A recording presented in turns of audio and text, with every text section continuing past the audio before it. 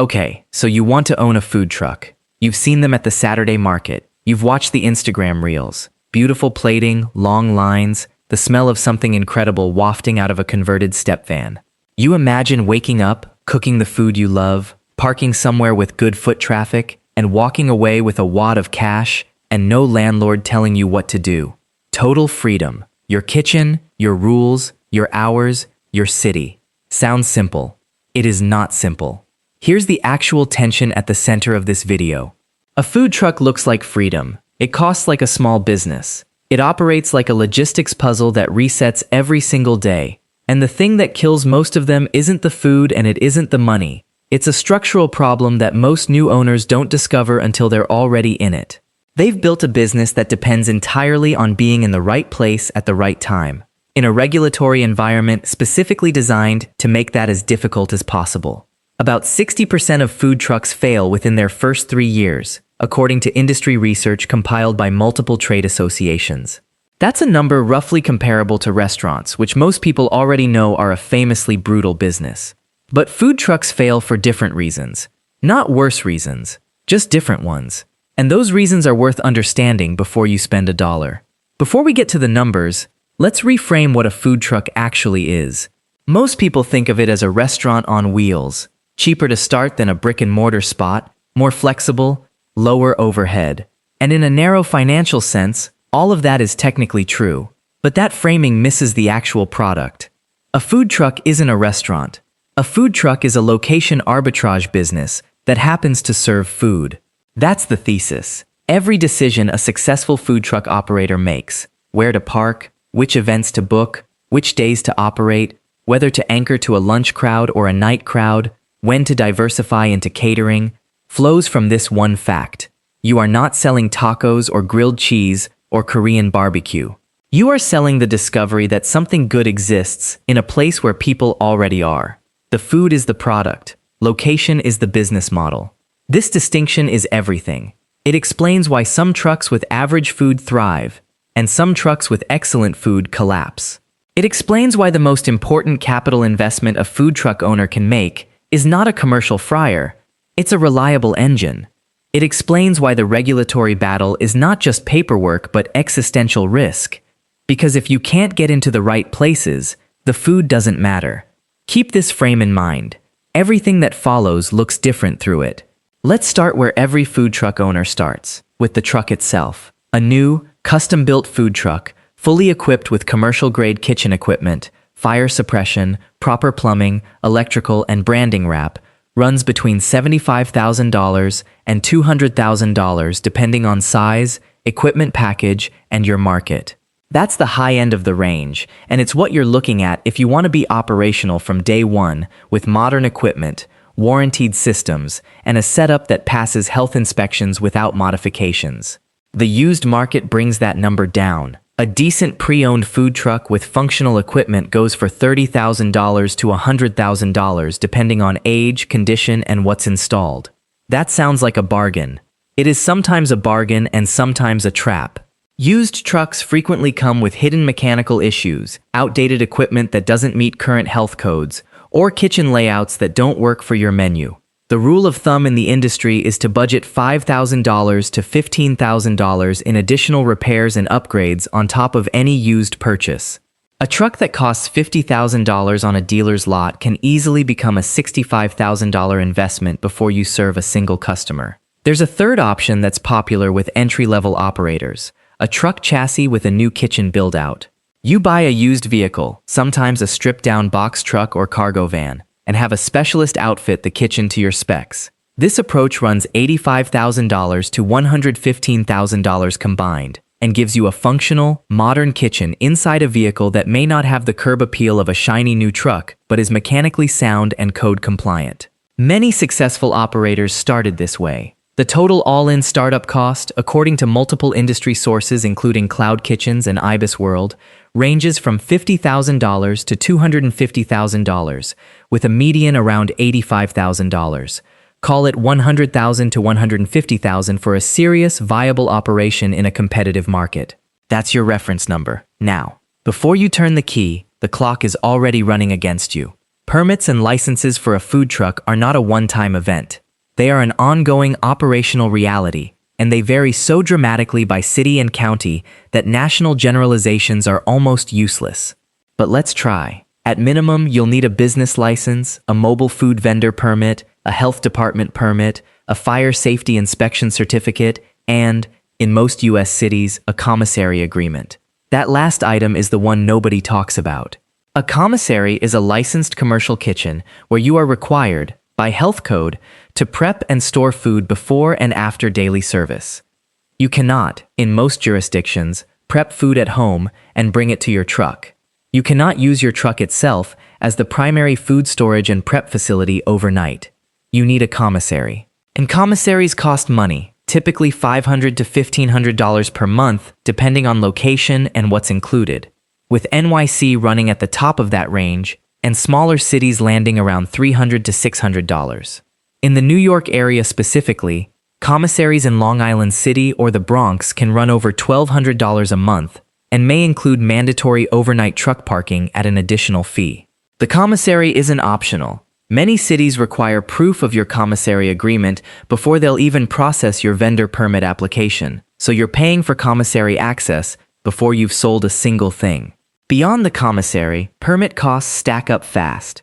A health department permit runs $100 to $1,000 depending on location.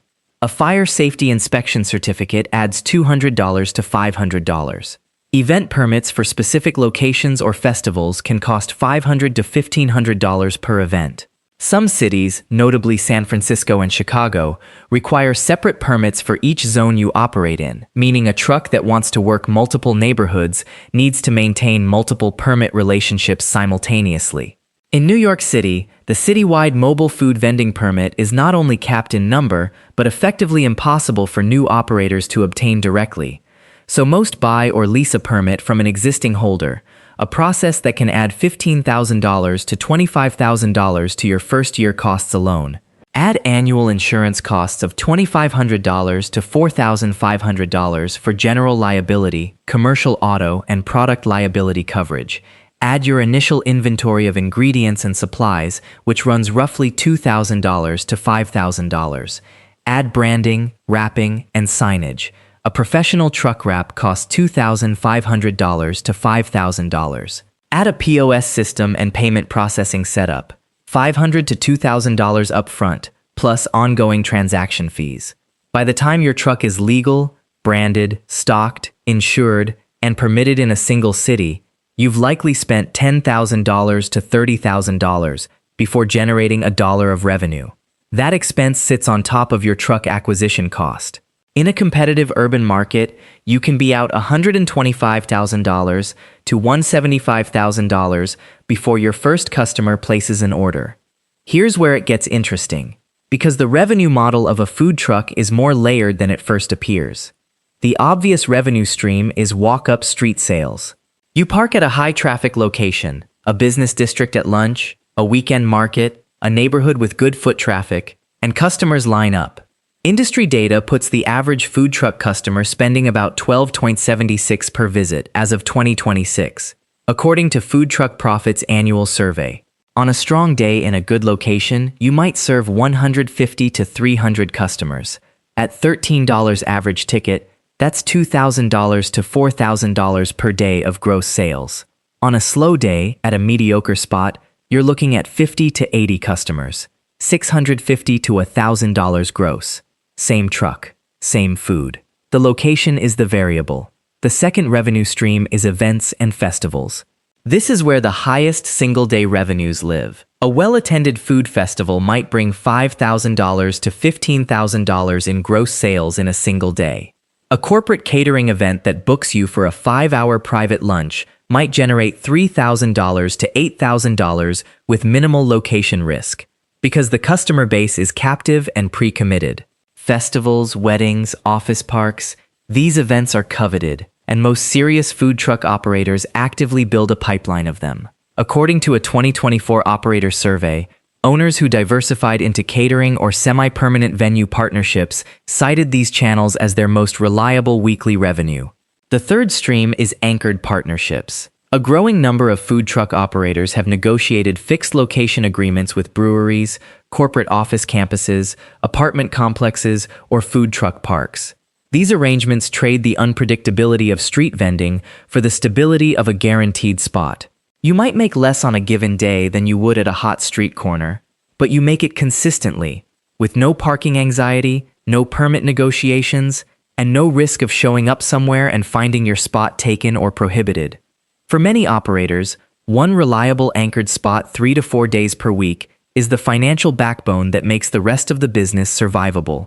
The fourth stream, increasingly important, is delivery and mobile ordering. Apps like DoorDash, Uber Eats, and Grubhub now allow food trucks to take delivery orders from stationary positions, adding a revenue layer that doesn't require additional foot traffic. The economics are less attractive. Delivery platforms typically take 15 to 30% commission, but during slow hours or in off-peak days, delivery can keep the kitchen productive and reduce food waste. Put all four streams together and the average U.S. food truck generates approximately $346,000 in annual gross revenue, according to 2024 and 2026 industry data from Restaurant HQ and Food Truck Profits annual surveys. That's roughly $28,000 per month. It sounds solid. Now let's talk about what it costs. The fixed cost trap in a food truck is quieter than in a restaurant, but it's just as real. Your biggest variable cost is food. Industry benchmarks put food and ingredient costs at 28 to 35% of gross revenue. On a $346,000 annual operation, that's roughly $97,000 to $121,000 in food costs per year, or about $8,000 to $110,000 per month. You manage this through menu engineering. High-margin items like drinks, fries, and simple proteins anchor the ticket, while lower-margin items bring customers in. Waste is a separate problem. The average food truck loses around 14% of inventory to spoilage, according to industry surveys, which is higher than a restaurant because you're buying day by day for a location that changes constantly. Labor is the next largest cost, and the one that surprises owner-operators most. The average food truck employs about 1.8 full-time equivalent workers. At prevailing wage rates in most urban markets, $15 to $20 per hour or more, 2 part-time employees run you $3,000 to $6,000 per month in payroll costs, not including your own time. Many first-year operators work the truck themselves to eliminate this cost, which significantly improves margin, but creates a business that physically cannot function without you in it 16 hours a day. Fuel is not a small number. Food trucks typically burn 5 to 7 gallons of diesel or gasoline per day of driving and generator use. At current prices, that's $500 to $800 per month in fuel alone, and in high-mileage operations it goes higher. The commissary runs $500 to $1,500 per month, as we discussed. Insurance is $200 to $375 per month annualized.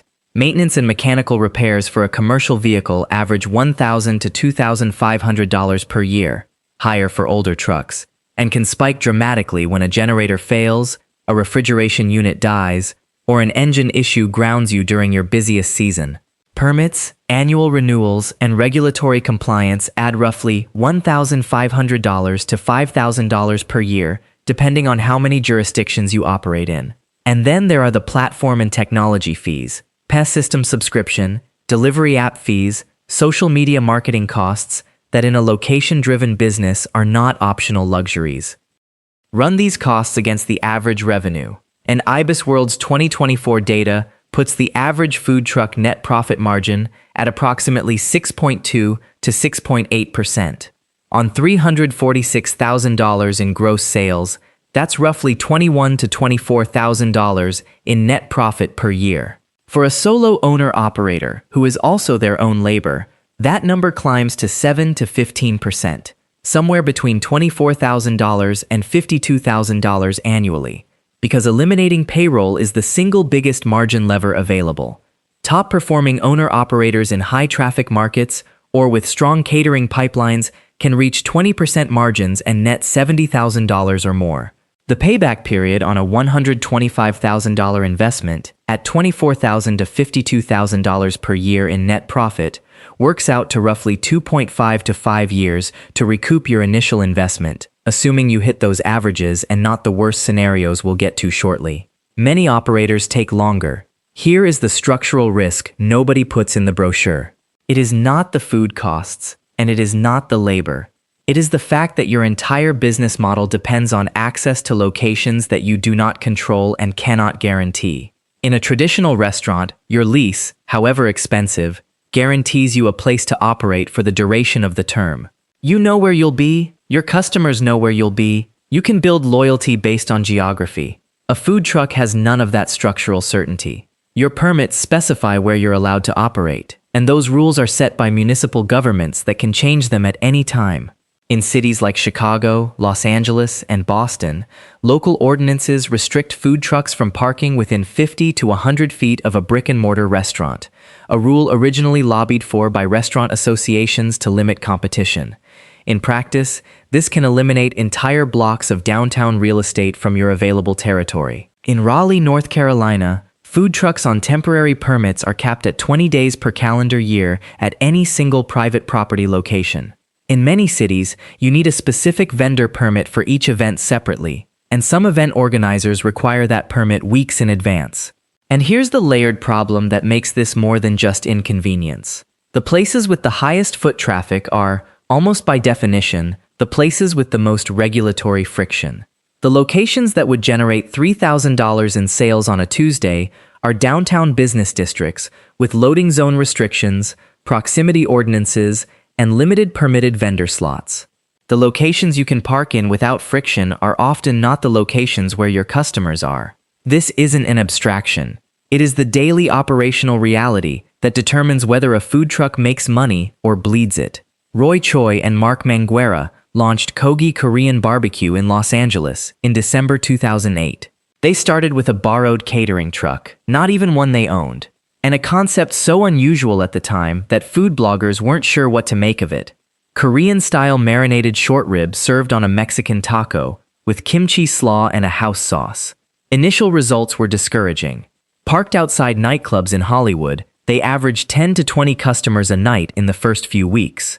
Then they found the mechanism that solved their location problem. Twitter, then a nascent platform with a few million active users, allowed them to announce their location in real time, before they arrived, to anyone following them. People could track the truck like a moving target. The announcement became the event. Customers drove across a notoriously gridlocked city specifically because they knew where the truck would be for the next 2 hours. By mid-2009, Kogi had tens of thousands of Twitter followers, lines of hundreds of people, and trucks serving over 2,000 customers per day at peak. Choi confirmed publicly that year that in Kogi's first year of operation, their single truck grossed approximately $2 million in sales, from a vehicle serving $2 tacos and $3 quesadillas, at an average check of roughly $13 per person. Profit margins ran around 20%, substantially above the industry average, because the social media engine eliminated most traditional marketing costs, and the concept's novelty generated organic media coverage worth far more than paid advertising. Choi was drawing a $90,000 salary from the operation. A manager on each truck earned around $38,000. The Kogi model worked because Choi and the Manguera family solved the location problem in a novel way. They didn't fight the city for the right to park in specific places. They built a following that would find them wherever they were.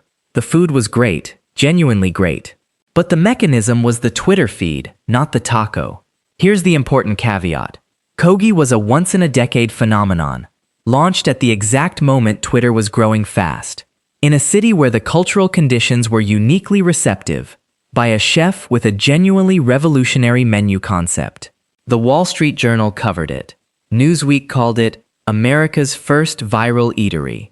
Food and Wine named Roy Choi Best New Chef in 2010, the first such award ever given to a food truck operator.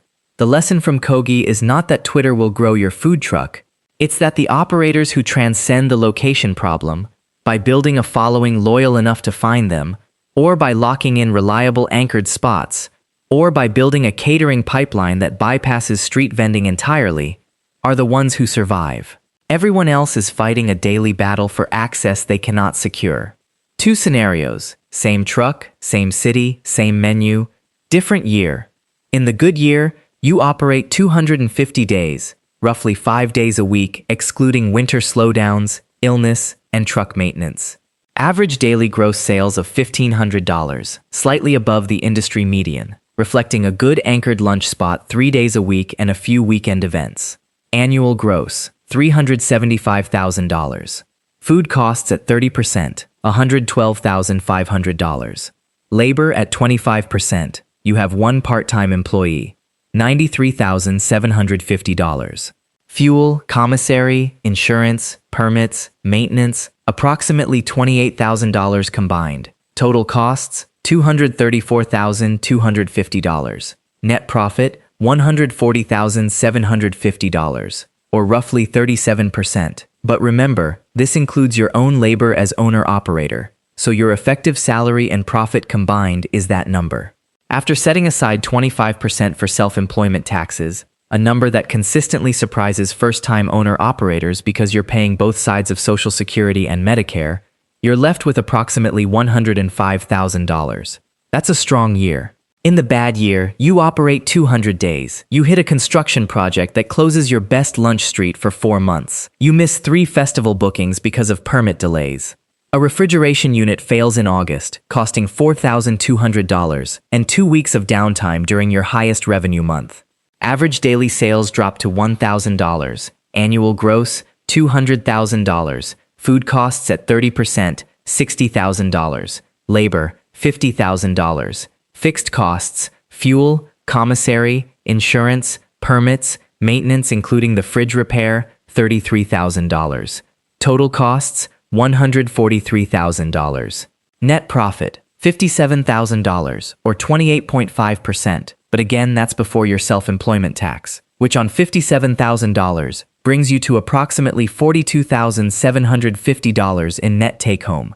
The difference between those 2 years is $62,000 in take-home income, on a business with a $125,000 initial investment. In the good year, you're on track to recoup that investment in a reasonable time frame. In the bad year, you might be extending your loan, drawing down savings, and reconsidering whether you can afford to continue. And importantly, a $4,200 equipment failure is not a catastrophic, once-in-a-decade event. It is a normal operational reality in a business built around a vehicle and a commercial kitchen that runs every day. Here's why people still do this, even knowing all of it. The structural economics of a food truck, compared to a brick-and-mortar restaurant, are genuinely better in some meaningful ways. A traditional restaurant requires $250,000 to $500,000 or more to open, carries a fixed lease obligation regardless of revenue, and has a staff of 15 to 20 people on payroll every week. Its failure rate is comparable to a food truck, but its cost of failure is catastrophic in a way that a food truck simply isn't. When a food truck fails, you sell the truck. When a restaurant fails, you're often left with a dead lease, unpaid suppliers, and equipment that won't sell for a third of what you paid. There's also the tax picture. A food truck is a fully depreciable business asset. The vehicle, the equipment, the build-out, all of it can be written down against income over its useful life, reducing taxable income meaningfully in the early years. A sole proprietor operating a food truck can write off fuel, commissary rent, ingredients, permits, insurance, and a portion of their phone and internet costs. For someone coming out of a salaried job where none of those deductions were available, the effective tax rate on food truck income is often substantially lower than it looks on paper, and there's the scale argument. The operators doing meaningful financial returns are almost uniformly not running one truck indefinitely. They're using one truck to prove the concept, build the audience, and generate the cash flow to add a second truck, negotiate a semi-permanent spot, or transition into a catering-only model that eliminates the daily location grind entirely. The food truck in this reading is not the destination. It's the market research vehicle that a brick-and-mortar location or a catering company grows out of. That's how Kogi worked. That's how most successful food truck brands end up. Return to the reframe. A food truck is a location arbitrage business that happens to serve food. That single idea explains most of what goes right and most of what goes wrong. The successful operators, the ones grinding toward real annual income, the ones parlaying a truck into a real business, are the ones who never let themselves forget it. They optimize for location access the way other business owners optimize for customer acquisition costs. They chase events, they court office parks, they lock in brewery partnerships before they worry about the menu. They understand that on any given day, the engine under the hood is worth more than the fryer behind them. The operators who struggle are the ones who fell in love with the cooking and forgot they were running a logistics company. They have better food than their competition. They run cleaner operations. They care more. And they're parked in the wrong place, fighting for spots they can't secure, in a regulatory environment that treats them as a nuisance, wondering why the math keeps coming up short. A food truck is the most honest business there is. It shows you every day, in real dollar terms, exactly what your location is worth. The tragedy is that most people buy the truck before they understand that.